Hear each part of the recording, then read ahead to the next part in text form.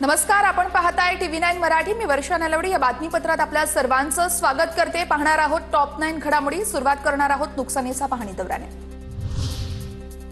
मुख्यमंत्री देवेंद्र फडणवीस आणि उपमुख्यमंत्री एकनाथ शिंदे यांची आज एकत्रित बैठक। पाहणी दौऱ्यानंतर फडणवीस आणि एकनाथ शिंदेंची बैठकीमध्ये मदतीच्या निकषावर चर्चा होण्याची शक्यता।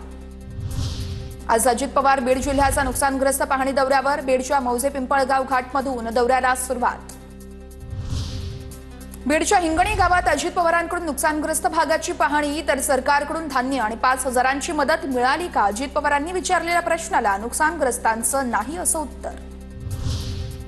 आजपासून तात्काळ 5,000 रुपये आणि धान्य देणार, शासन तुमच्या पाठीशी आहे, अजित पवारांचं बीडमधील नुकसानग्रस्त नागरिकांना आश्वासन।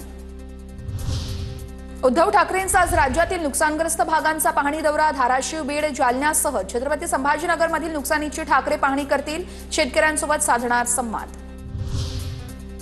जयंत पाटील, हर्षवर्धन पाटील आणि माढ्याचे आमदार अभिजित पाटील आज माढ्यातील वाकाव गावात नुकसान पाहणी दौरा करणार। वाकाव गावातील नुकसानग्रस्त शेतकऱ्यांची भेट घेऊन संवादही साधणार।